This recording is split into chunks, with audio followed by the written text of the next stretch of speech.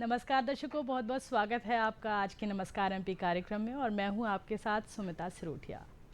आज दिन है सोमवार का और सप्ताह का पहला दिन है। तो सबसे पहले हम जानते हैं आज के कार्यक्रम की तिथि। आज की तिथि है, जैसा कि दर्शकों आज तारीख है 8 मई, सोमवार का दिन है और 2023 चल ही रहा है। तो विक्रम संवत 2080 और हिंदू वर्ष में देखें तो ज्येष्ठ माह चल रहा है। कृष्ण पक्ष की आज है तृतीया तिथि। तो ये थी आज की तिथि और आप सभी को आज के दिन की विशेष शुभकामनाएं। चलिए आगे बढ़ते हैं और अब जानते हैं आज के समय और आज के कार्यक्रम का विषय।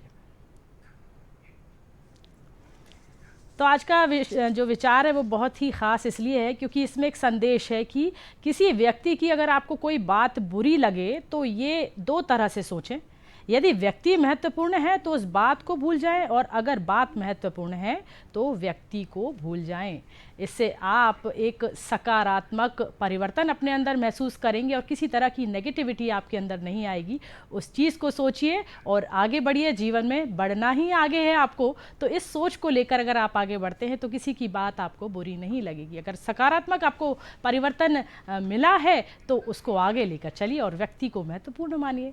ये थी आज के विचार की बात। और अब आगे चलते हैं कि आज का जो कार्यक्रम है वो होता है हमारा लाइव फ़ोन इन प्रोग्राम। तो सबसे पहले नोट डाउन कर लीजिए हमारे आज के कार्यक्रम के फ़ोन नंबर्स। वो हैं 0755-266-0049 और एक निःशुल्क टोल फ्री नंबर है, उस पर भी आप कॉल कर सकते हैं। वो है 1800-233-0040। तो आपने ये टेलीफोन नंबर्स आशा है नोट कर लिए होंगे। अब आगे बढ़ते हैं और आपको हम बताना चाहेंगे कि आज के इतिहास के दिन आज बहुत ख़ास ये बात थी कि आज हम मनाने वाले हैं विश्व थैलेसीमिया डे और साथ ही हम मनाएंगे आज विश्व रेड क्रॉस डे।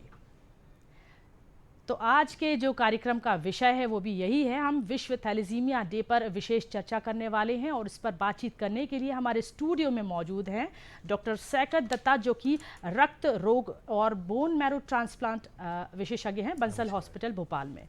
बहुत बहुत स्वागत है सर आपका। और हमारे साथ एक बहुत ही मशहूर कवि हैं, हमारे साथ हैं मनीष बादल जी, जो कि बहुत अच्छी रचनाएं अपनी लिखते हैं। आपका भी बहुत बहुत स्वागत है कार्यक्रम। बहुत बहुत धन्यवाद। तो दर्शकों, जैसा कि मैंने आपको बताया कि आज के इतिहास में कि ये बात बहुत लंबे समय से चल रही है कि हम हर साल आज ही के दिन यानी 8 मई को मनाते हैं विश्व थैलेसीमिया दिवस। और विश्व थैलेसीमिया दिवस सुनते ही आप सभी को कहीं ना कहीं मालूम होगा कि ये जो इसका जो इलाज है काफ़ी महंगा होता है और ये बहुत ही गंभीर बीमारी है। लेकिन इसे डरने की ज़रूरत नहीं है क्योंकि हर चीज़ का इलाज आज मौजूद है। तो चलिए हमारे डॉक्टर साहब हमारे साथ हैं। डॉक्टर साहब, और डॉक्टर साहब हमें सबसे पहले बताएंगे कि थैलेसीमिया एक्चुअली क्या है। हमारे दर्शकों को सबसे पहले ये बताएं आप। थैलेसीमिया एक जेनेटिक डिजीज़ है, एक जेनेटिक रक्त के रोग है जिसमें शरीर में रक्त नहीं बनता है। ये एक अनुवांशिक रोग है, मतलब माता पिता से बच्चों को मिलता है। इसमें बॉडी में हीमोग्लोबिन नहीं बनता, इसलिए हर महीने खून चराने की ज़रूरत पड़ती है। बिना खून चराए पेशेंट बच्चा ज़िंदा नहीं रह सकता थैलेसीमिया मेजर में। तो ये एक बहुत ही गंभीर बीमारी है जो थैलेसीमिया मेजर है जी, बहुत ही गंभीर बीमारी है जैसा कि डॉक्टर साहब ने बताया। लेकिन मुझे सर ये बताइए, जो भी व्यक्ति अगर इसको बहुत नॉर्मल वे में ले रहा है तो वो क्या कारण है उनके बारे में हमारे दर्शकों को बताइए कि किन कारणों से ये पता चलता है कि हमें थैलेसीमिया की प्रॉब्लम हो सकती है। देखिए, जैसे मैंने बताया कि एक जेनेटिक डिजीज़ है, मतलब ये जीन बाहित है। माता पिता के अंदर जेनेटिक जो प्रॉब्लम है वो बच्चों में बाहित होता है। जैसे दो जीन, सारे जो जीन कॉपीज़ होते हैं वो एक पिता से आता है और एक माता से आता है। अगर दोनों जीन खराब हो तो ये थैलेसीमिया बीमारी हो जाती है। अगर जीन की एक ही कॉपी खराब है तो वो थैलेसीमिया ट्रेट होता है। उनमें कोई प्रॉब्लम नहीं होता, उनमें खून चराने की ज़रूरत नहीं होती। तो इसमें जो थैलेसीमिया मेजर है वही मेन प्रॉब्लम है, जिसमें हर महीने या हर 20 दिन में खून चराने की ज़रूरत होती है, नहीं तो हीमोग्लोबिन कम होकर 4-5 के लेवल में आ जाते हैं। तो शुरू में ये जो थैलेसीमिया मेजर डिजीज़ है वो पता चलता है 6 महीने से 2 साल की उम्र में। हाँ, देखा जाता है कि बच्चे का ग्रोथ ठीक से नहीं हो रहा है, बच्चा खाना ठीक से नहीं खा रहा है, ठीक से खेल नहीं रहा है, पीला पड़ रहा है। बीच बीच में ऐसा होता है बार बार बुखार आ रहा है, सर्दी खांसी आ रही है, तो बच्चे को जब डॉक्टर के पास लेके जाया जाता है तो देखते हैं कि बच्चे का हीमोग्लोबिन बहुत कम है। तब हमें थैलेसीमिया के टेस्ट कर लेनी है। एनीमिया के बहुत सारे कारण होते हैं, रक्ताल्पता के बहुत सारे कारण होते हैं, थैलेसीमिया भी एक कारण है। जब हम टेस्ट करते हैं थैलेसीमिया के तब पता चलता है कि ये थैलेसीमिया से पीड़ित है। बाकी जो थैलेसीमिया है, ये मैंने जो बोला थैलेसीमिया मेजर की बात है। थैलेसीमिया जो इंटरमीडिया होता है उसमें बीच बीच में कभी कभी जैसे साल में 1-2 बार या कभी इन्फेक्शन हो गया, बुखार हो गया, तब खून चढ़ाने की ज़रूरत पड़ती है। और थैलेसीमिया जो माइनर है या थैलेसीमिया ट्रेट है, उनमें हीमोग्लोबिन थोड़ा कम रहता है। नॉर्मल हीमोग्लोबिन जो है वो 12-13 होता है, तो थैलेसीमिया ट्रेट में हीमोग्लोबिन 9-10 के आसपास रहते हैं। तो इनमें खून चढ़ाने की ज़रूरत नहीं होती और उनको पता भी नहीं होता कि ये उनको थैलेसीमिया ट्रेट है। जब तक ना डॉक्टर सस्पेक्ट करते हैं और उनका थैलेसीमिया का टेस्ट किया जाता है, हम उनको डिटेक्ट नहीं कर सकते। बिल्कुल, तो ये कारण बहुत ही गंभीर हैं और इनको डिटेक्ट करने में ही काफ़ी समय लग जाता है आई थिंक। तो आपको बहुत अवेयर रहने की ज़रूरत है और जो थैलेसीमिया डे जो मनाया जा रहा है उसका जो लक्ष्य रखा गया है कि हम लोगों को जागरूक कर सकें। अब हम आगे बढ़ते हैं और हमारे साथ कवि महोदय भी हैं, तो मनीष जी हैं। मनीष जी, आपकी कविताएं बहुत ही सुंदर कविताएं और आपकी गज़लें, खासकर आज हम आपकी गज़ल सुनना चाहेंगे। सबसे पहले हमारे दर्शकों के साथ आप साझा करें आपकी कोई जो प्रसिद्ध आपकी पुस्तक भी अभी कुछ विमोचन हुआ है उसके बारे में बताएं और उसके बाद एक गज़ल सुनाएं आप। जी जी, बहुत बहुत धन्यवाद। सबसे पहले मैं दूरदर्शन के सभी श्रोताओं को नमस्कार प्रेषित करता हूँ। मेरी एक गज़ल की किताब अभी हाल ही में लॉन्च हुई है 3 मार्च को, जिसका नाम है 2 मिसरों में। जी। ये मध्य प्रदेश साहित्य अकेडमी से चयनित है और ऑब्वियसली बहुत परिश्रम के बाद आई है और इसको देश के बड़े प्रकाशक हैं मंजुल पब्लिशिंग हाउस, टॉप के 3-4 जो प्रकाशक हैं उनमें से एक है मंजुल पब्लिशिंग हाउस ने इसको प्रकाशित किया है और अमेज़ॉन पे है, काफ़ी लोग सुन रहे हैं, पसंद कर रहे हैं इसको। तो आपने जैसा आदेश दिया है, मैं इसकी एक गज़ल जो कि मैं कोशिश करता हूं कि अपने श्रोताओं को कुछ सकारात्मक सा मैसेज जाए कि कभी जीवन में कुछ नकारात्मकता चल रही हो तो परेशान होने की ज़रूरत नहीं है, इस गज़ल के शेरों के माध्यम से अपने श्रोताओं को सुनाना चाहूँगा। जी बिल्कुल।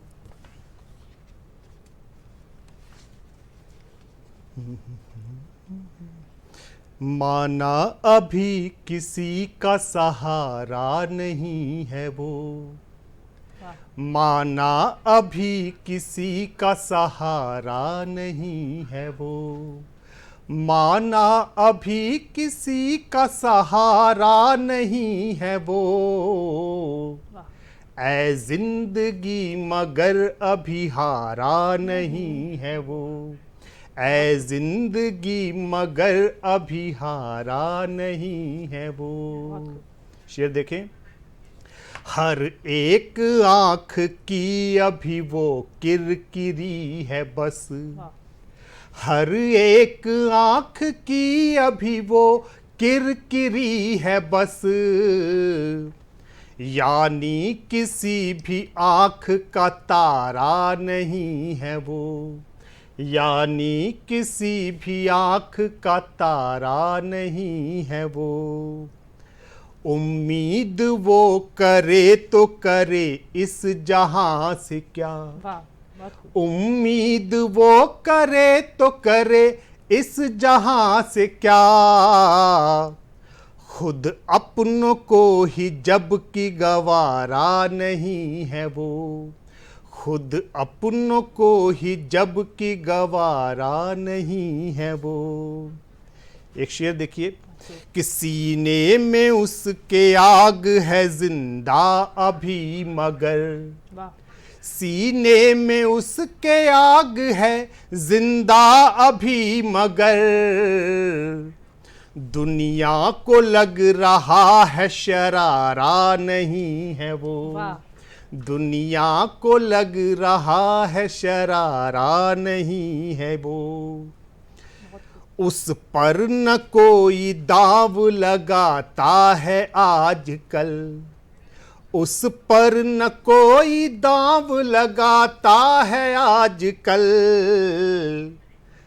लेकिन उसे पता है खसारा नहीं है वो, खसारा का मतलब नुकसान हानि होता है जी। लेकिन उसे पता है खसारा नहीं है वो, है दौड़ने में दिक्कतें चल तो रहा है पर, है दौड़ने में दिक्कतें चल तो रहा है पर, हालात का यूं इतना भी मारा नहीं है वो, हालात का यूं इतना भी मारा नहीं है वो।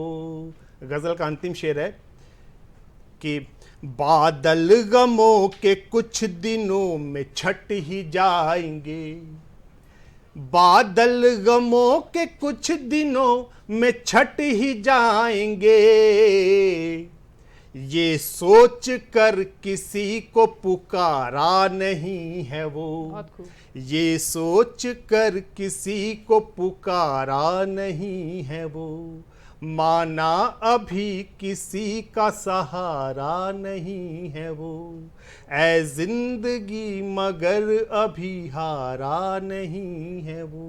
बिल्कुल, बहुत खूब और एक बहुत ही अच्छा मैसेज कि ऐ ज़िंदगी वो अभी हारा नहीं है वो, मतलब उसका जो जज्बा है जीने के प्रति वो बना हुआ है। वही एक चीज़ हम लेके चल रहे हैं विश्व थैलेसीमिया दिवस पर कि थैलेसीमिया जो एक गंभीर बीमारी है उससे डरने की ज़रूरत नहीं है। अगर आप अवेयर हैं तो आप कहीं ना कहीं उससे बच सकते हैं। एक आपने कारण जो अभी बताया उसके बाद अब मैं ये जानना चाहती हूँ डॉक्टर साहब, क्योंकि पहले ये नहीं होता था, पहले के ज़माने में कि शादी से पहले 2 लोगों के ब्लड टेस्ट किए जाएं या उनका ब्लड ग्रुप टेस्ट किया जाए, उनको बताया जाए कि किस तरह की कोई परेशानी उनके साथ इन फ्यूचर तो नहीं आ सकती। इसके बारे में आप क्या कहना चाहेंगे? जो आज है उस तरह से परिवर्तन कैसे लाया जा सकता है, बताएं इसके बारे में। देखिए, विश्व थैलेसीमिया दिवस पे जो मेन फोकस है हमारा कि थैलेसीमिया को रोकना है। जिनका थैलेसीमिया ऑलरेडी हो गया है उनको तो ट्रीटमेंट हम दे रहे हैं, उनके लिए जो ब्लड ट्रांसफ्यूशन है, बोन मैरो ट्रांसप्लांट है, ये सब है। लेकिन हमें और थैलेसीमिया पेशेंट जो जन्म हो रहे हैं वो रोकना है। तो एक चीज़ सबसे इम्पॉर्टेंट है कि थैलेसीमिया होता है माता पिता से। माता और पिता दोनों अगर थैलेसीमिया के कैरियर है फिर ही बच्चे को थैलेसीमिया मेजर हो सकता है। तो हमें पहले कैरियर को डिटेक्ट करना है। कैरियर डिटेक्शन सबसे इम्पॉर्टेंट है। अगर टेस्ट नहीं करेंगे, क्योंकि कैरियर का कोई सिम्टम नहीं होता, मैं मेरे पेशेंट को बोलता हूँ देखिए टेस्ट करा लीजिए, क्योंकि ये पता नहीं चलता है। आपके ब्लड पिक्चर देख के लग रहे हैं कि थैलेसीमिया हो सकता है, तो अगर आपको कोई प्रॉब्लम नहीं है फिर भी थैलेसीमिया के टेस्ट आपको कराने हैं। मैं मेरे पेशेंट को बोलता हूँ देखिए अमिताभ बच्चन साहब खुद एक थैलेसीमिया कैरियर है, वो ज़िंदगी में इतने सक्सेसफुल है। तो कोई भी नॉर्मल इंसान जो बाहर से नॉर्मल दिखते हैं उनको थैलेसीमिया ट्रेट हो सकता है।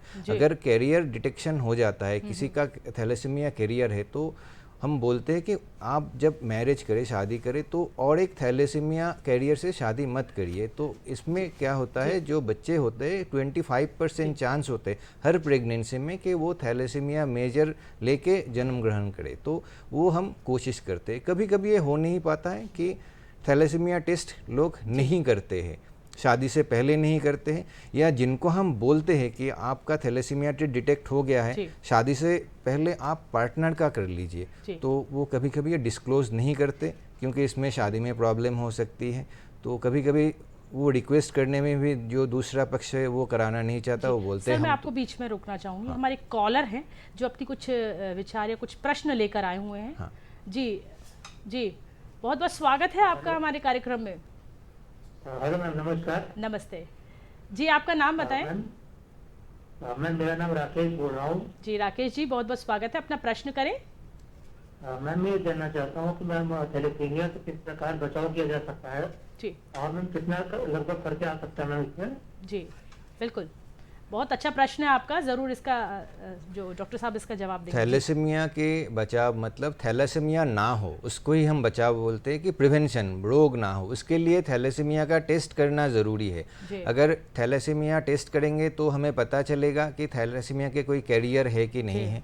अगर कैरियर कोई है तो हम उसको बोलते हैं कि आपका जब शादी होने वाला है तब आप दूसरे कैरियर से शादी मत कीजिए। अगर दोनों कैरियर में शादी हो गई है तो हम बोलते हैं कि बच्चा जब हो तो भ्रूण का टेस्ट करना चाहिए 10 से 12 हफ्ते के दौरान। तो इससे ही हम थैलेसीमिया रोक सकते हैं। थैलेसीमिया जो टेस्ट इसके डिटेक्शन के लिए एक जो टेस्ट होता है उसको हम HPLC बोलते हैं, हीमोग्लोबिन HPLC। वो बहुत ही एक लो कॉस्ट टेस्ट है और सारे जो गवर्नमेंट मेजर हॉस्पिटल है उसमें फ्री ऑफ कॉस्ट अवेलेबल है सारे डिस्ट्रिक्ट हॉस्पिटल में, तो वो कोई भी करा सकते हैं। और मेरे जो ओपिनियन है उसमें सबको कराना चाहिए। जैसे आज हमारा सब इंसान का एक फेसबुक स्टेटस है, एक व्हाट्सएप स्टेटस है, तो सारे इंसान का एक थैलेसीमिया का स्टेटस जो है वो पता करना है कि ज़िंदगी में ये टेस्ट एक बार ही कराना है, लेकिन वो करा लेना है कि आप थैलेसीमिया कैरियर है या नहीं है। बिल्कुल, और बहुत ही अच्छा संदेश एक डॉक्टर साहब की बात से निकल कर आया है कि जैसे कि हम अपने सोशल मीडिया स्टेटस को अपडेट रखते हैं, उसी तरह से हमें अपने थैलेसीमिया स्टेटस को रखने में, मतलब अपडेट रखने में कोई बुराई नहीं है।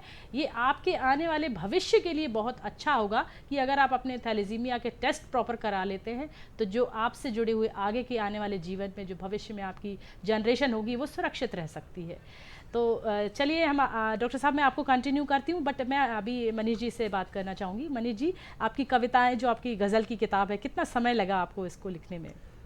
हाँ, ये बहुत अच्छा सवाल पूछा आपने। ये कुल 80 गज़लों का संग्रह है और वैसे तो गज़लें मेरी 250-300 गज़लें हैं, लेकिन लिख तो मैं बहुत पहले से रहा हूँ। लेकिन जो 80 गज़ल मेरी हैं, ये समझ सकते हैं कि ये 2 साल की मेहनत है कम से कम, कि उसको पूरा छांटना और उसको फिर आगे लेकर के आना, किताब को प्रकाशित करवाना। मंजुल पब्लिशिंग हाउस, जैसा मैंने पहले बताया कि बहुत बड़ा प्रकाशक है, तो वो सभी को नहीं छापते हैं, तो उनके पास अप्रोच करने में फिर वो 5 महीने का समय लिया उन्होंने उसको सेलेक्ट करने के लिए, फिर उसको प्रकाशित करने में 5-6 महीने का समय लिया। तो इस तरह से कुछ 2 साल की मेहनत का फल है। कहीं ना कहीं बहुत एक कहते हैं ना कि बहुत घी की तरह आपने उसको पकाया है। अपनी गज़लों को बहुत अच्छे से तैयार किया है। आज आप हमारे दर्शकों को कौन सी और दूसरी गज़ल सुनाने वाले हैं? जी, दूसरी गज़ल के पहले मैं बताना चाहूँगा कि इस किताब की जो भूमिका है वो देश के और विदेश के बड़े बड़े साहित्यकारों ने लिखी है। अगर सभी दर्शक हमारे जानते होंगे, पद्मश्री अशोक चक्रधर जी, पद्मश्री सुरेंद्र शर्मा जो हास्य व्यंग्य के हैं, अंजुम रहबर, अंजुम बाराबंकी जी, तेजेंद्र शर्मा जी, लक्ष्मी शंकर वाजपेयी, ये सभी देश के बड़े बड़े, वशिष्ठ अनूप जी, सभी बड़े साहित्यकार हैं और गज़लकार हैं। उन लोगों ने इसकी भूमिका लिखी। हिंदी गज़ल के पितामह दुष्यंत कुमार जी को बोला जाता है, उनके बेटे हैं आलोक त्यागी, उन्होंने भी इसकी भूमिका लिखी है।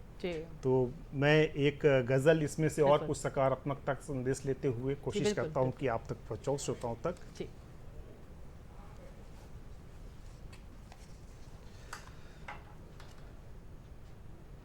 उदासी और हरदम की गमी अच्छी नहीं लगती, उदासी और हरदम की गमी अच्छी नहीं लगती, उदासी और हरदम की गमी अच्छी नहीं लगती, उदासी और हरदम की गमी अच्छी नहीं लगती,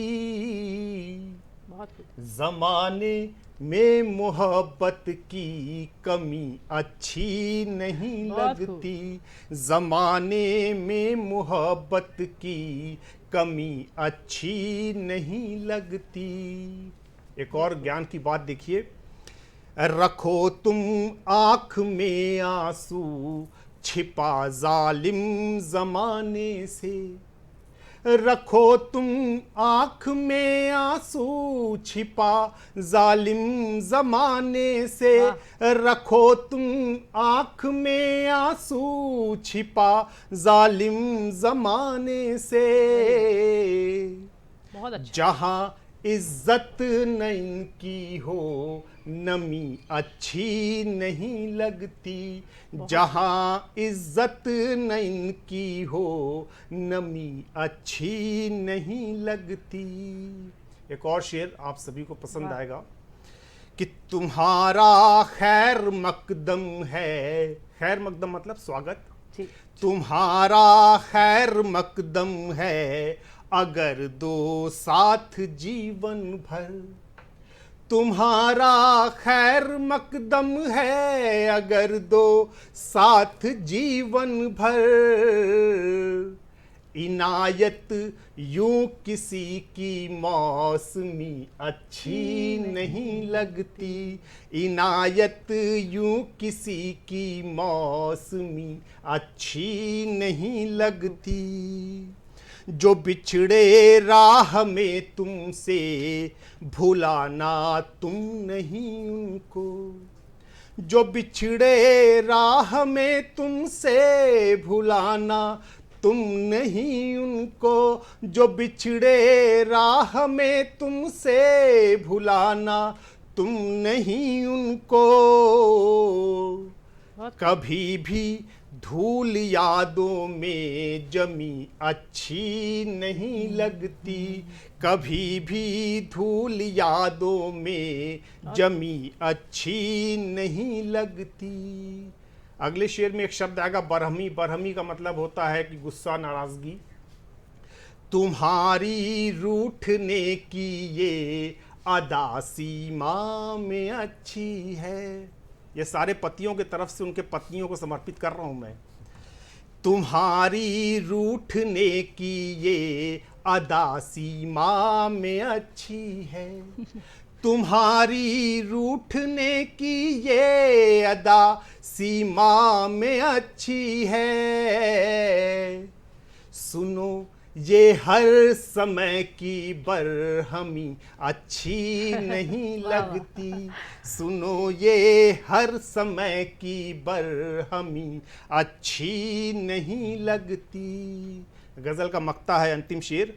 खामोशी ये न हो बादल किसी तूफान के पहले की, खामोशी ये न हो बादल किसी तूफान के पहले की, खामोशी ये न हो बादल किसी तूफान के पहले की।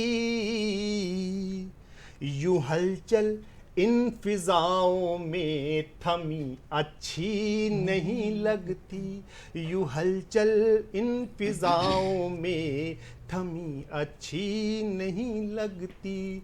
उदासी और हरदम की गमी अच्छी नहीं लगती। बहुत खूब, बहुत ही अच्छी कविता। और कहीं ना कहीं आपने समाज को भी इससे जोड़ा है इस कविता में, और घर गृहस्थी को भी जोड़ दिया, जो कि कहीं ना कहीं हम सभी के लिए एक संदेश के तौर पर है। और बहुत अच्छा आपका गज़ल जो है वो बहुत अच्छी सुंदर कविता आपने सुनाई हमारे दर्शकों को। बहुत शुक्रिया, बहुत धन्यवाद। आप हमारे कार्यक्रम में आए और हमारे दर्शकों को इतनी अच्छी कविताएँ आपने सुनाई, इसके लिए बहुत बहुत धन्यवाद। मैं आगे आपसे बात करना चाहूँगी। जब तक जैसे मैं बात कर रही थी कि आज विश्व थैलेसीमिया डे है, तो उस पर हम चर्चा कर ही रहे हैं।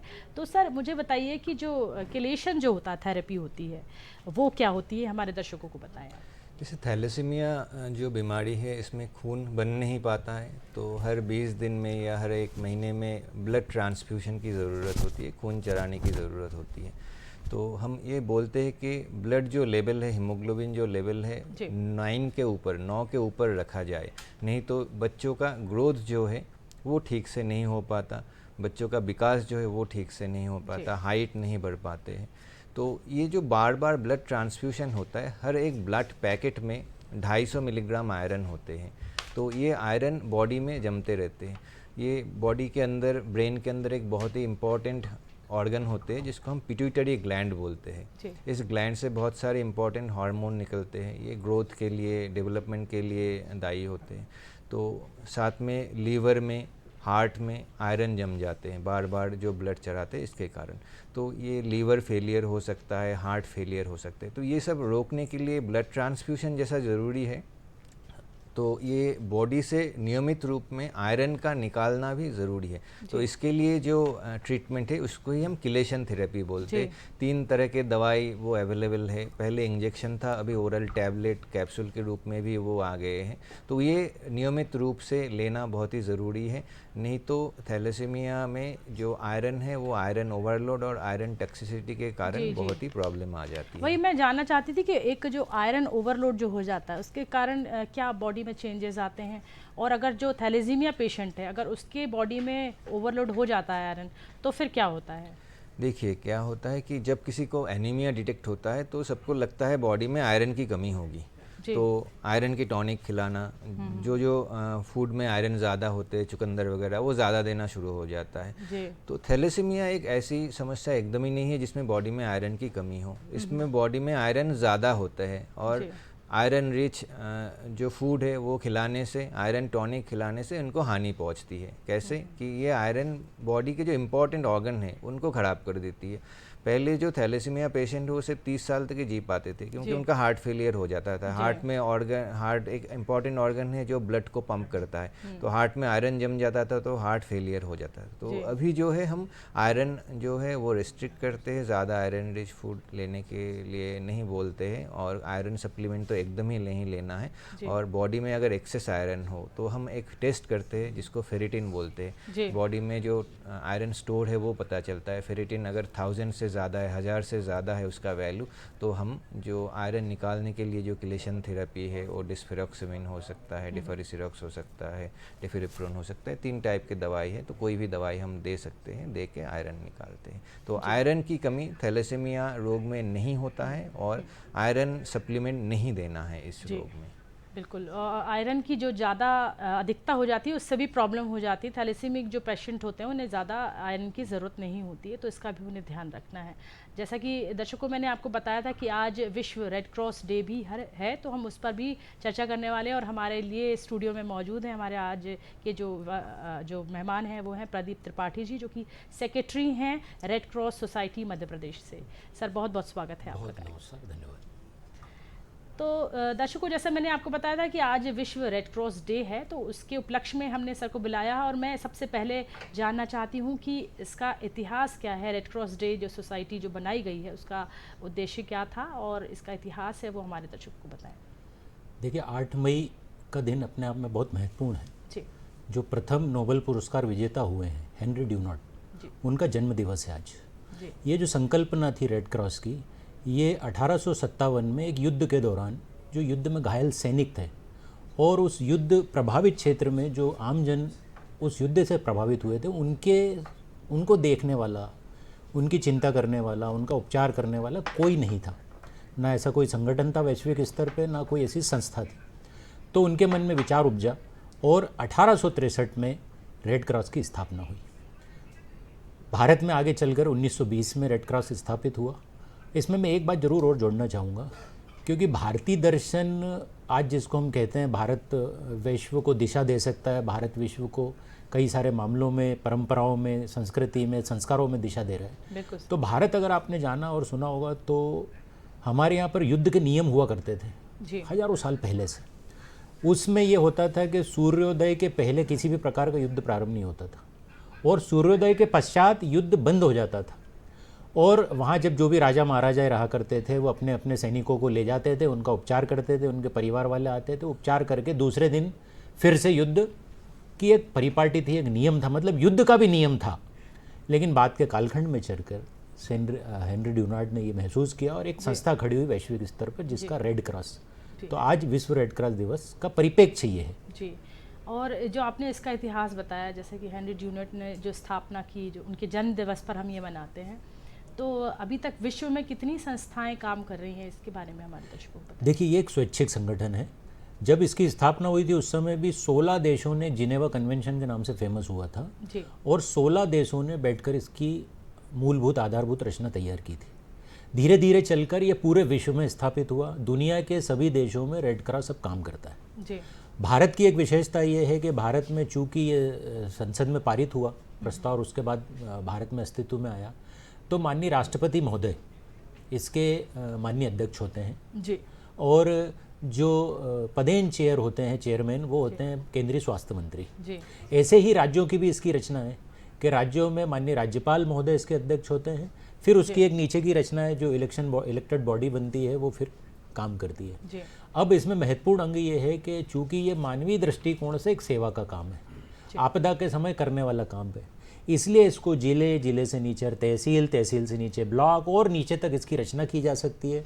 मध्य प्रदेश में अभी लगभग सभी जिलों में, उसके अलावा 63 तहसीलों में भी रेड क्रॉस की रचना है। आपको जान के एक सुखद अनुभूति होगी मध्य प्रदेश के लोगों को भी कि सभी विद्यालयों में और महाविद्यालयों में रेड क्रॉस की इकाई की गठन का पूरी एक सिस्टम है, ऑर्गेनाइजेशन है।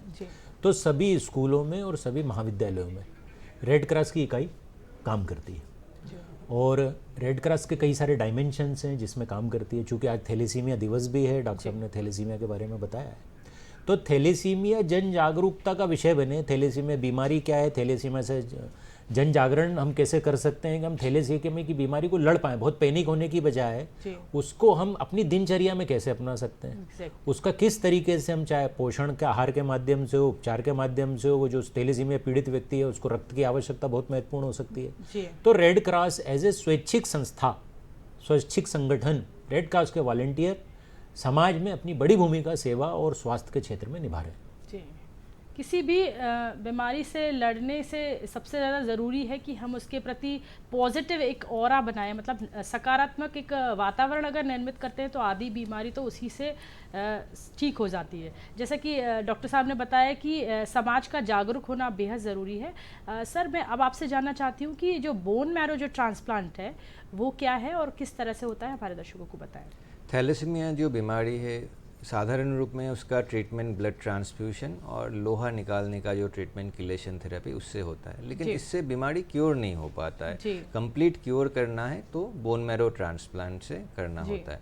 बोन मैरो ट्रांसप्लांट जो होता है वो हम जो थैलेसीमिया में करते हैं वो भाई बहन से करना होता है, तो अच्छा रिजल्ट मिलता है। और उसमें फुल HLA मैच जो हम मैच करते हैं वो ब्लड ग्रुप मैच नहीं होता, HLA या ह्यूमन लिकोसाइड एंटीजन होता है, उससे मैच करना होता है। फुल मैच भाई बहन है तो हम बोन मैरो ट्रांसप्लांट करके उसको 90% तक क्योर कर सकते हैं। लेकिन ये एक खर्चीला प्रोसेस है और काफ़ी जटिल है। इसमें हाई डोज केमोथेरेपी लगते हैं, पेशेंट के WBC काउंट, प्लेटलेट काउंट बहुत कम हो जाते हैं, इम्यूनिटी बहुत कम रहते हैं, 1 महीने के करीब एडमिट रहने की ज़रूरत होती है और उसके बाद भी 1 साल तक फॉलोअप और ट्रीटमेंट चलता है। लेकिन इससे क्योर के परसेंटेज बहुत ज़्यादा है। लेकिन एक चीज़ याद रखनी है कि हमें बोन मैरो ट्रांसप्लांट कराना है तो वो कम उम्र में कराना है। 2 साल 1.5 साल से लेके 7 साल तक इसका रिज़ल्ट बहुत अच्छे है, 90% सक्सेस रेट है। अगर बोन मैरो ट्रांसप्लांट सक्सेसफुल करना है तो हमें बच्चों का जो ब्लड ट्रांसफ्यूशन है वो भी रेगुलर रूप में करना है। जैसे बच्चों का हीमोग्लोबिन लेवल 10 के ऊपर रखना है, बच्चे का लीवर साइज़ अगर कम हो, लीवर ख़राब नहीं हुआ हो तो ट्रांसप्लांट का रिज़ल्ट बहुत अच्छा निकलता है, नहीं तो इतना अच्छा रिजल्ट नहीं होता है। जी, एक चीज़ यहाँ जानना चाहूँगी, क्योंकि बोन मैरो में आपने बताया कि सिबलिंग्स यानी कि जो बच्चे भाई बहन हैं उनका बोन मैरो किया जाता है, तो अगर उसके लिए अगर एक दंपत्ति है जो कि थैलेसीमिया के पेशेंट हैं, तो वो एक उन्हें मालूम है ये और वे एक स्वस्थ बच्चे को कैसे जन्म दे सकते हैं, उसके लिए क्या कोई प्रोसेस होती है, कोई प्रक्रिया होती है, उसके बारे में मार्गदर्शन। बहुत ही इम्पॉर्टेंट क्वेश्चन है कि दंपत्ति दोनों ही थैलेसीमिया ट्रेट है, पहले उनको पता नहीं था। अभी बच्चे का एक बच्चा जन्मा है जो थैलेसीमिया मेजर लेके जन्मा है जी। हर महीने उसको ब्लड चल रहा है, फैमिली बहुत ही परेशान है। दूसरे बच्चे चाहते हैं और ये चाहते बच्चा स्वस्थ हो, थैलेसीमिया मेजर ना हो। थैलेसीमिया कैरियर से कोई प्रॉब्लम नहीं है हमें। तो इसमें जो करना होता है, जब वो प्रेगनेंसी ले, प्रेगनेंसी के 10 से 12 वीक में एक टेस्ट होता है, कोरियोनिक विला सैम्पलिंग या CVS बोलते हैं। इससे भ्रूण का टेस्ट होता है। अगर हम देखते हैं भ्रूण एकदम नॉर्मल है या थैलेसीमिया ट्रेट होके ये पैदा हो रहा है तो हम कुछ नहीं करते। अगर ऐसा देखते हैं कि थैलेसीमिया मेजर होने के चांस है तो हम जो फैमिली को काउंसिल करते हैं कि एक लीगल एबॉर्शन का आपके पास एक ऑप्शन रहता है, वो आप ले सकते हैं, नहीं तो ये बच्चा भी थैलेसीमिया मेजर लेके पैदा होगा और आइदर बोन मैरो ट्रांसप्लांट कराने होंगे, नहीं तो हर महीने ब्लड चढ़ाना होगा। और एक बहुत ही इम्पॉर्टेंट ऑप्शन अभी आज के दिन में उभर के आ रहा है, जो टेस्ट ट्यूब बेबी या IVF इन विट्रो फर्टिलाइजेशन के उपाय से हो सकता है, जिसमें ये एबॉर्शन का खतरा नहीं होता है। हम बाहर से जो अंडा और स्पर्म लेके एक गैमेट बनाते हैं, वो गैमेट का टेस्ट कर लेते हैं कि इसमें थैलेसीमिया मेजर होने के चांस है या नहीं है। अगर नहीं है फिर ही वो यूटेरस में वो जो गैमेट है डाला जाता है। तो ये बहुत ही एक अच्छी जो ऑप्शन है, इससे निजात पा सकते हैं जी। तो हमारे साथ रेड क्रॉस से सेक्रेटरी प्रदीप त्रिपाठी जी भी हैं। मैं आपसे जानना चाहती हूँ कि रेड क्रॉस किस तरह से अपनी सेवाएं पूरे देश में देती है, उसके बारे में हमारे दर्शकों को बताएं। देखिए, जैसे भी बहुत अच्छा विषय चल रहा था आपका जी, कि उपचार के लिए तो शासन की ओर से, चाहे भारत सरकार हो, मध्य प्रदेश सरकार हो, अन्य स्तर पर बहुत सारे गतिविधियाँ चली रही हैं। जिला अस्पताल के माध्यम से, अन्य चिकित्सक जो अपने निजी स्तर पे भी काम करते हैं उनके माध्यम से उपचार की व्यवस्था पूरी है। लेकिन भारत में ऐसा कई सारी सामाजिक व्यवस्थाएं ऐसी हैं, कई सारी जनजाति समाज ऐसा है, अन्य समाजों में भी नज़दीकी में विवाह होने की परंपरा है, परिपाटी है जी। और वहाँ पर जो संक्रामक बीमारियाँ, चाहे वो थैलेसीमिया हो चाहे सिकल सेल हो, ये सारी बीमारियाँ जहाँ नज़दीकी आपसी रिश्ते में शादी ब्याह होते हैं, वहाँ पे इस प्रकार की बीमारियाँ बहुत तेज़ी से प्रसारित हो रही है। जी बिल्कुल। अब इसका उपचार एक पक्ष हो गया, लेकिन ये बीमारी को फैलने से रोकना दूसरा पक्ष हो गया। जी। रेड क्रॉस अपनी डिस्पेंसरियाँ भी चलाता है। भारत में कई सारे स्थानों पर उनके अस्पताल है, मध्य प्रदेश में विशेष रूप से मध्य प्रदेश और महू में, भोपाल और महू में इसका अच्छा रेड क्रॉस का अस्पताल है। अब यहाँ के 20 जिलों में लगभग 89 ब्लॉक हमने चिन्हित करे हैं जहाँ पर थैलीसीमिया और सिकल सेल पीड़ित मरीजों की भरमार हमको मिले। जब पता करने वहाँ गए, हमने अभियान चलाया, तो वो अभियान कैसे चला, तो जो आपने कहा कि रेड क्रॉस कैसे काम करता है, तो रेड क्रॉस मैंने जो पहले ही बताया कि वॉलंटियरली बेसिस पे काम करने वाली संस्था है, स्वैच्छिक एनजीओ टाइप फंक्शनिंग है। तो हम समाज में ऐसे लोगों को अपने साथ जोड़ते हैं जो कि सोशली एक्टिव है, या फिर विद्यालय में पढ़ने वाला बच्चा, या फिर स्कूल कॉलेजों में जाने वाला युवा, या फिर अन्य अन्य क्षेत्रों में काम करने वाले उद्यमी, व्यापारी, अन्य अन्य संगठन, समाज सेवा में काम करने वाले संगठन, इनको सबको हम एक प्लेटफॉर्म पे लाते हैं रेड क्रॉस के बैनर पे, और फिर इनसे निवेदन करते हैं कि भारत के लिए चुनौती क्या क्या है। तो ये चुनौतियाँ, जैसे अभी थैलेसीमिया को बात चले, थैलेसीमिया डे है इसलिए मैं रेड क्रॉस को उससे जोड़ रहा हूँ बार बार, कि थैलेसीमिया सिकल सेल बीमारी के लिए आम पब्लिक में या उन क्षेत्रों में जागरूकता कैसे आए। तो जिन 89 ब्लॉक का मैंने भी मध्य प्रदेश के उल्लेख किया है, इन 89 ब्लॉक में स्कूल शिक्षा विभाग, उच्च शिक्षा विभाग, आदिम जाति कल्याण विभाग, महिला बाल विकास विभाग और जनजाति विकास विभाग, इन सबको साथ में लेके हमने एक समूह बनाया। माननीय राज्यपाल महोदय रेड क्रॉस के अध्यक्ष हैं, उन्होंने इस इनिशिएटिव को अपने राजभवन में मीटिंग के माध्यम से एक बड़ी योजना बनी, और दूरस्थ क्षेत्रों में जहाँ मैंने बताया जहाँ पर गाड़ियाँ नहीं जा सकती हैं, पैदल जाना भी दुर्भर है, वहाँ पर रेड क्रॉस के वॉलंटियरों ने जाके लोगों को ये बताना प्रारंभ किया कि हम आपका मेडिकल कैंप लगाने वाले हैं, हेल्थ विभाग की एक वहाँ पर टीम आएगी और आपको अपना स्वास्थ्य परीक्षण कराना चाहिए। तो आपको जान के आश्चर्य होगा कि वहाँ पर स्वास्थ्य परीक्षण करवाना के लिए उनको तैयार करना ये भी एक चुनौती थी, कि उन्होंने कहा किस बात का है, क्यों करना है, क्या ज़रूरत है, ब्लड लेंगे तो क्यों लेंगे, इतनी सारी बातों के लिए तैयार करना उनको, तो उसमें रेड क्रॉस बड़ी भूमिका में। अभी हम कई सारे प्रकार के स्वास्थ्य कैंप लगा रहे हैं, व्यक्तिगत हाइजीन मतलब पर्सनल हाइजीन से लेकर सोसाइटी में हाइजीन, जो स्वच्छता का विषय प्रधानमंत्री जी लगातार आग्रह कर रहे हैं। कितनी बड़ी बीमारियों और कठिनतम बीमारियों को रोकने में अगर स्वच्छता का भाव हमने पैदा कर दिया समाज में, तो कई सारी बीमारियों को हम रोक सकते हैं। प्रधानमंत्री जी ने इनिशिएटिव लिया, हमने देखा कि किस प्रकार से लोग उस अभियान से जुड़े स्वच्छता से। अब ये बात नीचे तक जाए कैसे, तो सरकार अपने अपने माध्यमों से प्रयास करती ही है, लेकिन रेड क्रॉस ने इसमें व्यक्तिगत हाइजीन से लेकर मतलब पर्सनल हाइजीन से लेकर सोसाइटी में हाइजीन कैसे हो, तो हम एक बस्तियों में जहाँ जिनको हम सेवा बस्ती कहते हैं, गरीब बस्ती कहते हैं, निराश्रित समाज कहते हैं, उन तक पहुँचना और उनको पर्सनल हाइजीन के टूथपेस्ट ब्रश से लेकर बच्चियों को उनके जो जब उनको मेंसेस और ये सब चालू होता है तो वो कैसे उससे बच सकते हैं, कितनी गंभीर बीमारियां वो लेता है अगर हम ठीक तरीके से उसको हैंडल ना करें, तो वहाँ तक के जागरूकता ले जाना।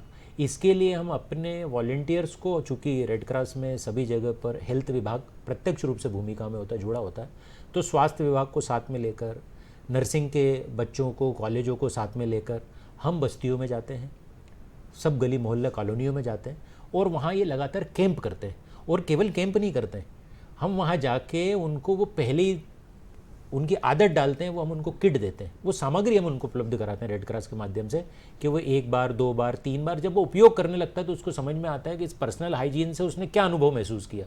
अगर वो रात के समय भी ब्रश करके सो रहा है तो उसके लिए हमने साधन सुविधा तो उपलब्ध करा दी, लेकिन जब वो 3 4 5 दिन करता है तो उसको जो आनंद की अनुभूति, उसको जो स्वच्छता की अनुभूति वो बहुत महत्वपूर्ण होती है। तो रेड क्रॉस स्वास्थ्य के क्षेत्र में एक तो हो ही गया कि आपदा के समय हम करते ही हैं, मैं उस पर आपको मैं बताने बात हम करने ही वाले हैं कि आपदा में रेड क्रॉस की बड़ी भूमिका है। लेकिन इस प्रकार के रोगों के लिए जागृति पैदा करना, जन जागरण का भाव पैदा करना और समाज के सहयोग से समाज में सब लोगों को साथ में लेकर ये काम करना, रेड क्रॉस इसको बड़े प्रभावी तौर से कर रहा है। अब थैलीसीमिया या सिकल सेल का कोई पेशेंट आइडेंटिफाई होता है, राज्य सरकार, केंद्र सरकार अपने तरफ से सारे संसाधन उपलब्ध कराती है। रेड क्रॉस भी निःशुल्क रक्त से लेकर उनके जो प्राथमिक उपचार से संबंधित चीज़ें हो सकती है वो रेड क्रॉस उपलब्ध कराता है। अगर हमें ऐसे लोग संपर्क में आ जाते हैं कि थैलेसीमिया पीड़ित है या सिकल सेल पीड़ित है, तो एक प्रदेश का बड़ा स्तर का हमारा रक्त डोनेशन का हमारा अभियान है, उसमें हम लोगों से निरंतर रक्तदान कराते हैं। और इस रक्तदान के कारण आज हम सरप्लस की स्थिति में हैं कि हमें बस खबर आती है कि थैलेसीमिया पीड़ित कोई बच्चा है या बच्ची है या परिवार है, उसको रक्त की आवश्यकता है, तो निःशुल्क फ्री ऑफ कॉस्ट हम उसको रक्त उपलब्ध कराते हैं। हमारे अस्पतालों में जो उपचार संभव है उसका उपचार कराते हैं। और फिर इस प्रकार की विभिन्न गतिविधियाँ रक्त को लेकर, तो हमारा चूँकि ब्लड बैंक रेड क्रॉस का बहुत ही स्थापित माना जाता है, तो कई सारे स्थानों पर हमारे खुद के रक्त कोष हैं, ब्लड बैंक्स हैं। अभी कल ही मैं जाने वाला हूँ देवास, हमारा एक नया ब्लड बैंक वहाँ पर खुल रहा है।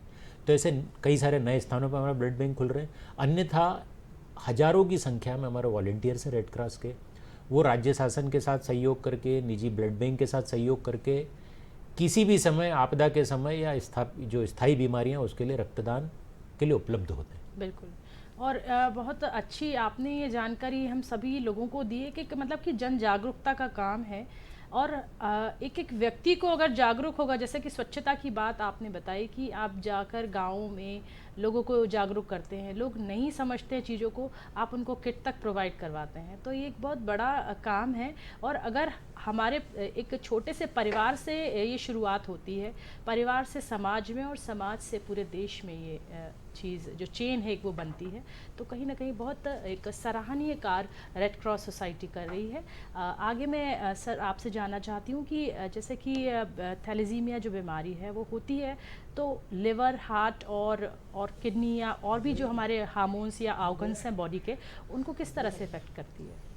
देखिए, मेन प्रॉब्लम है कि ब्लड ट्रांसफ्यूशन मिल जाता है, ब्लड ट्रांसफ्यूशन रेगुलरली नहीं मिलता, ये एक प्रॉब्लम है। और जब रेगुलरली ब्लड ट्रांसफ्यूशन मिलते हैं, बॉडी में आयरन जमता है, और ये आयरन निकालने के लिए जो दवाइयाँ हैं वो रेगुलरली पेशेंट ले नहीं पाते, क्योंकि ये कीमती दवाई है। तो इसके कारण जो है बॉडी में आयरन एक्सेस होता है। आयरन एक्सेस होने के कारण सारे ऑर्गन में इफेक्ट हो सकता है, हार्ट ख़राब हो सकता है, लीवर ख़राब होकर सिरोसिस या लीवर कैंसर तक हो सकता है। साथ में ये जो थैलेसीमिया पेशेंट है, बार बार ट्रांसफ्यूशन मिलता है इनको, तो इनके लिए हम जो टेस्टिंग करते, कोई वायरस इस ब्लड में है नहीं, जो ब्लड उनको मिल रहा है उनके लिए सारे ब्लड बैंक में ही टेस्टिंग होता है। लेकिन ये जो टेस्टिंग होता है ये एलाइजा प्रोसेस से होता है। तो क्या होता है, कभी कभी ये छूट जाते हैं, मतलब ब्लड में इन्फेक्शन है, पकड़ में नहीं आते, हम विंडो पीरियड बोलते हैं। उसके लिए एक स्पेशल टेस्ट होता है जो न्यूक्लिक एसिड एम्प्लीफिकेशन या नेट टेस्ट होता है। तो ये टेस्टिंग के फैसिलिटी ज़्यादातर ब्लड बैंक में होती नहीं है। तो कभी कभी ब्लड ट्रांसफ्यूशन के वजह से हेपेटाइटिस बी, हेपेटाइटिस सी, ये सारे बीमारी पेशेंट में आ जाते हैं। इससे भी लीवर का प्रॉब्लम हो सकता है। तो मेनली आयरन और इन्फेक्शन, ये दो वजह हैं लीवर ख़राब होने की या हार्ट ख़राब होने की। और कभी कभी ये भी होता है कि हम जो मेडिसिन देते हैं उसके साइड इफ़ेक्ट से, आयरन निकालने के लिए जो मेडिसिन देते हैं उसके साइड इफ़ेक्ट्स में भी लीवर को अफेक्ट कर सकता है। जी। तो सर मैं आप त्रिपाठी जी से जानना चाहूँगी कि जैसे कि आपकी जो इस रेड क्रॉस सोसाइटी की स्थापना है वो द्वितीय विश्व युद्ध के दौरान हुई थी, तो एक बहुत बड़ा मेजर फैक्टर आई थिंक यही होगा कि इसमें जो आपदा से जुड़े हुए लोग हैं या जिन्हें कुछ हानि हुई है उन्हें एक वो सुविधा प्रोवाइड की जाए। तो उसके बारे में आप क्या कहना चाहेंगे? जब आपदा की स्थिति आती है उस समय रेड क्रॉस सोसाइटी किस तरह से काम करती है? देखिए, अभी अब पिछले ही कुछ 4-6 महीने के कालखंड में हम देख रहे हैं कि दो देशों का युद्ध लगातार चल रहा है जी, यूक्रेन और रूस जी। अभी आपदा सूडान में भी हमने देखा कि वहाँ कुछ आंतरिक कलह के कारण वहाँ काफ़ी सारा चल रहा है जी। वहाँ से लोगों को निकालना, अगर वो या युद्ध भूमि है या फिर कोई ऐसी आपदा वाली भूमि है, तो वहाँ पर रेड क्रॉस का जो प्लस का निशान है जी, जिसको हम रेड क्रॉस कहते हैं, अगर वो लगा हुआ रेड क्रॉस वॉलेंटियर पहुँच जाता है, रेड क्रॉस का कोई वाहन पहुँच जाता है, तो किसी भी देश के लोग उस पर हमला नहीं करते जी। किसी भी देश की सेना उस पर हमला नहीं करती है। और वो जो भी वहाँ पर बीमारों के लिए, मरीजों के लिए, जो युद्ध से प्रभावित लोग हैं, जिनको चोट लगी है, दुर्घटना हुई है, उनको ले जाने में पूरा सहयोग करते हैं। इसी प्रकार से विभिन्न देशों के फंसे हुए लोग जो उस युद्ध भूमि में फंसे हुए हैं, वहाँ निवासी हैं, वहाँ के अन्य दूसरे देशों के लोग हो सकते हैं, उनको बाहर निकालने के लिए अगर उस गाड़ी पर रेड क्रॉस का झंडा है, जैसे भी आपने देखा होगा कि पिछले हमारे वहाँ से माननीय प्रधानमंत्री जी के इनिशिएटिव का, उस गाड़ी पे 2 झंडे लगे हुए थे, एक भारत का ध्वज था और एक अपना तिरंगा और दूसरा रेड क्रॉस का ध्वज था। तो रेड क्रॉस की मान्यता आपदा और युद्ध के समय कितनी महत्वपूर्ण इसका हम अंदाज़ा लगा सकते हैं। मध्य प्रदेश हो चाहे देश का किसी भाग हो, कहीं डूब पानी चढ़ गए, हम देखते हैं बिहार असम ऐसे राज्य हैं जहाँ पर अक्सर बाढ़ आती रहती है, वहाँ की नदियों में थोड़ी सी बारिश होती है और बाढ़ आ जाती है। वहाँ रेड क्रॉस के वॉलेंटियर सबसे पहले पहुँच के किस प्रकार से लोगों को सहयोग कर सकते हैं, और सहयोग भी किस स्तर का। मान लीजिए घर का पूरा सामग्री बह गई है, बर्तन बह गए, अब दूसरे दिन वो खाना काय पे बनाने वाला है। शासन की सुविधाएं पहुंचती ही हैं सारी चीज़ें, बट रेड क्रॉस उसमें अपना इनिशिएटिव एक और लेता है कि उसके खाना बनाने के बर्तन से लेके खाना खाने तक के गिलास तक, चम्मच तक भी रेड क्रॉस उस आपदा प्रभावित क्षेत्र को देता है जी। बहुत भीषण ठंड पड़ती है, आपने देखा है कई बार, वैसे भारत में तो काफ़ी बड़ा परिवर्तन आया है जी। लेकिन फिर भी हमें लगता है कि कई बार रात के समय भीषण ठंड पड़ गई है, कोई पाला वाला जैसी स्थिति आ गई है, तो रेड क्रॉस के लोग जाते हैं, कंबल वितरण करते हैं, उनको वस्त्र वितरण करते हैं। और इसके लिए राष्ट्रीय स्तर पे, मतलब हमारा जो केंद्रीय कार्यालय दिल्ली से, हम सब राज्यों से लगातार मांग पूछी जाती है कि आपके यहाँ अक्सर, जैसे बिहार में अक्सर बाढ़ आती है, तो वहाँ बाढ़ के पहले से तैयारी करना रेड क्रॉस का काम होता है। कि मान लीजिए बाढ़ आ गई, पानी में घर डूब गए, तो वहाँ पे बर्तन की ज़रूरत पड़ सकती है, कपड़ों की ज़रूरत पड़ सकती है, कंबल की ज़रूरत पड़ सकती है, अन्य सामग्री की ज़रूरत पड़ती है। उसकी प्री प्लानिंग करना, तैयार करना, उसमें रेड क्रॉस के वॉलंटियर्स भूमिका निभाते हैं। उदाहरण के तौर पे मैं मध्य प्रदेश का उदाहरण दे रहा हूँ, अभी जो बात ही चल रही थी कि जो सरदार सरोवर डैम है अपना, और उसमें 3 राज्य महाराष्ट्र, गुजरात और मध्य प्रदेश जी, उसका बैक वाटर जो आता है आपका अलीराजपुर डिस्ट्रिक्ट, बड़वानी डिस्ट्रिक्ट को बड़ी मात्रा में प्रभावित करता है। जब वो बैक वाटर बारिश के समय, चूंकि उस पानी को छोड़ना भी पड़ता है, स्टोर भी करना है, तो वो पानी का अक्सर स्तर ऊपर नीचे होता रहता है जी। वहाँ जो लोग रहते हैं, वो जनजाति समाज के लोग, उनके पास वो टापू ही उनका स्थान हो जाता है, निवास जी। मतलब 12 महीने में आप मान के चलिए कि लगभग 8 से 10 महीने वो टापू में है, चारों तरफ उनके पानी है, उनके पास आवागमन का सिर्फ उनकी जो नाव है, जो पतवार से वो माध्यम से चला के 10, 20, 25, 30, 40 किलोमीटर चला के आते हैं, फिर वो अपना अनाज, किराना या जो अन्य आवश्यकताएं पूरी करते हैं। उनके बच्चे, उनके परिवार के लोग, वहाँ पर महिलाएं जिनको गायनिक इश्यूज़ भी हो सकते हैं, गर्भवती महिलाएं भी हो सकती हैं, अन्य अन्य बहुत सारी चीज़ें हो सकती हैं, वो लगातार उस पानी के संपर्क में आती हैं जो रुका हुआ, ठहरा हुआ पानी होता है। वो पानी क्योंकि बैक वाटर है, वो बैक वाटर 6 महीने वहीं पे वैसा का वैसे स्थिर है। अब उस पानी से होने वाली बीमारी या जो उसकी प्राकृतिक नेचुरल कॉल जिसको अपन बोलते हैं, उससे संबंधित जो भी चीज़ें होती हैं, उसको इलाज कराने जाना है, उसको किसी चीज़ में जाना है, तो उसके पास केवल नाव माध्यम, वहाँ किसी प्रकार का मोबाइल नेटवर्क काम नहीं करता है जी। अब रेड क्रॉस वहाँ पर कैसे काम करे, रेड क्रॉस के वॉलंटियर वहाँ जाके सेवा कैसे दें, रेड क्रॉस के वॉलंटियर उन जनजाति समाज के लोगों की चिंता कैसे करें, तो हमको समाज में जो लोग वहाँ पर रहते हैं उनकी आवश्यकता है, ऐसी संस्थाओं की आवश्यकता है। तो अभी मैं अलीराजपुर 2 महीने पहले एक रिवर एम्बुलेंस करके एक बहुत ही यूनिक जी, अलग हटके एक विचार उत्पन्न हुआ, और नर्मदा समग्र करके वहाँ एक संस्था जो ये काम कर रही थी जी। लेकिन उनकी एक मर्यादा है, उनको लोगों का जो CSR के माध्यम से सहयोग मिलता है उसके, बट रेड क्रॉस का एक प्रबंधन आर्थिक दृष्टि से भी बना हुआ है। रेड क्रॉस डिस्ट्रिक्ट में एक इकाई होती है, डिस्ट्रिक्ट में जिला के जो कलेक्टर होते हैं वो इसके माननीय अध्यक्ष होते हैं, तो वहाँ नियमित एक व्यवस्था होती है, जो विद्यार्थियों की फीस के माध्यम से, अन्य अन्य रसीदें वहाँ पे कटती हैं, उनके माध्यम से रेड क्रॉस को जो आमदनी होती है, रेड क्रॉस को जो आय होती है, रेड क्रॉस उन संस्थाओं के साथ मिलकर उस अभियान को कैसे चलाए। तो नर्मदा समग्र के साथ मिलकर एक रिवर एम्बुलेंस, अत्याधुनिक रिवर एम्बुलेंस 150 किलोमीटर के क्षेत्र को पूरा करती है। उस 150 किलोमीटर के क्षेत्र में जितने जनजाति समाज के लोग हैं, अन्य लोग हैं, उनको उस एम्बुलेंस में डॉक्टर हमारे नियमित रहते हैं, उनको उपचार देना एम्बुलेंस में ही, उनके टापू पे ही, और उसके बाद ऐसा लगता है कि उनको नहीं, वहाँ काम नहीं हो पाएगा, तो उनको एम्बुलेंस के माध्यम से शहर लाना, मतलब अलीराजपुर ले जाना या बड़वानी ले जाना या अन्य जगह पर ले जाना, उनका उपचार कराना, उपचार कराने के बाद वापस अपनी एम्बुलेंस के माध्यम से उनको उस टापू तक जो उनका निवास है वहाँ पर छोड़ना। अब इतनी गंभीर बीमारियाँ वहाँ पे उनसे हो रही हैं कि कई बार गैंग्रीन, छोटी सी एक कट लगता है लेकिन वो धीरे धीरे बच्चे को गैंग्रीन का रूप ले लेता है, और यहाँ तक हो जाता है कि उसको पैर काटने के अलावा कोई उपचार नहीं। अब रेड क्रॉस इसमें काम कर रहे हैं। वैसे ही माँ गर्भवती है, बच्चे का जन्म होने वाला है, वहाँ तो कोई नेटवर्क है नहीं, हमको पता ही नहीं चलेगा कि वो उसको कोई समस्या होने वाली है, तो हमारी एम्बुलेंस अपने निर्धारित दिनों पर वहाँ पर उन क्षेत्रों में घूमती है, उस पर एक बेल लगी है, वो कॉल देती है, वहाँ रुकती है, वो ग्रामीण वो जो वहाँ रहते हैं वो आते हैं, वो बताते हैं कि अब उसकी परीक्षण भी होता है कि अब इतने दिन की गर्भवती महिला है, उसको इतनी संभावना है। ऐसा नियमित हम एक प्रकल्प चलाते हैं, और इस प्रकार के कई सारे प्रकल्प रेड क्रॉस चला रहा है जी। एक और मैं आपको इसमें जानकारी और ऐड करना चाहूँगा जी। अभी प्राथमिक उपचार प्रशिक्षण हम देख रहे हैं किस प्रकार से धीरे धीरे CPR का महत्व बढ़ता जा रहा है। जो अगर हमने किसी रोगी को या किसी अचानक आई किसी समस्या के समय अगर वहाँ पे कोई जो बेसिक उपचार जानता है, जिसको हम प्राथमिक उपचार कह सकते हैं, CPR कह सकते हैं, उसके माध्यम से सड़क पे कोई अचानक बीमार हुआ, उसको कोई दर्द हुआ, अगर हमारा वॉलेंटियर या रेड क्रॉस से प्रशिक्षित कोई युवा जी CPR जानता है, प्राथमिक उपचार जानता है, तो उसको मदद कर सकता है।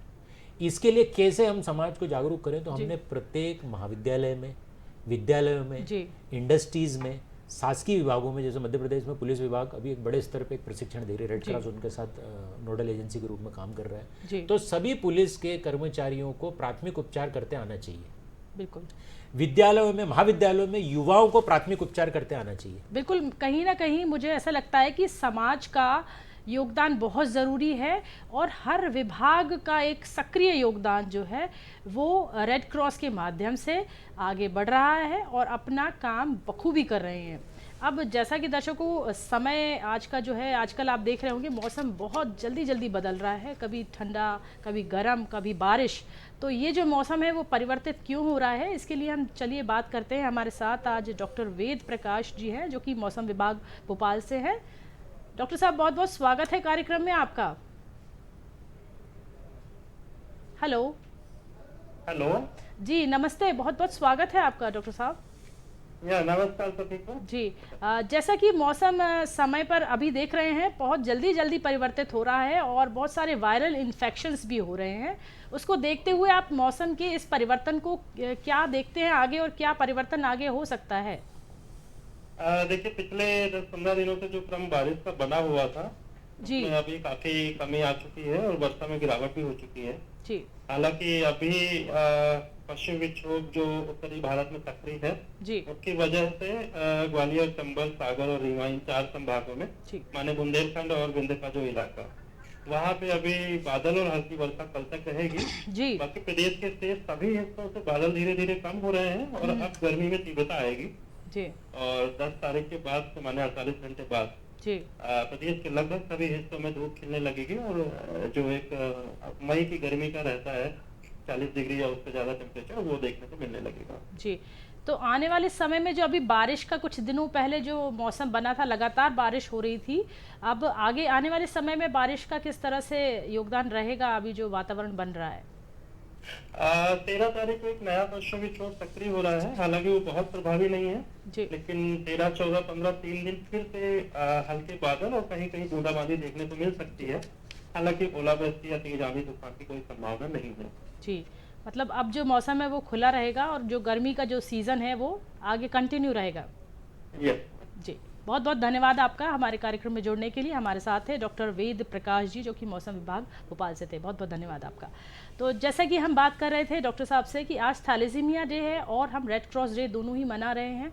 अब थैलेसीमिया डे पर मैं जानना चाहूँगी डॉक्टर दत्ता से कि ये जो सरकार की कुछ सुविधाएँ जो थैलेसीमिया पेशेंट्स हैं उनको दी जाती हैं क्या? सरकार से थैलेसीमिया पेशेंट को जो ब्लड मिलता है वो फ्री में मिलता है। ब्लड ट्रांसफ्यूशन के लिए कोई भी पैसा नहीं देना होता है। वो गवर्नमेंट हॉस्पिटल भी हो सकता है, प्राइवेट हॉस्पिटल भी हो सकता है। प्राइवेट हॉस्पिटल में भी उनको फ्री ब्लड ट्रांसफ्यूशन मिलना चाहिए, गवर्नमेंट का रूल है।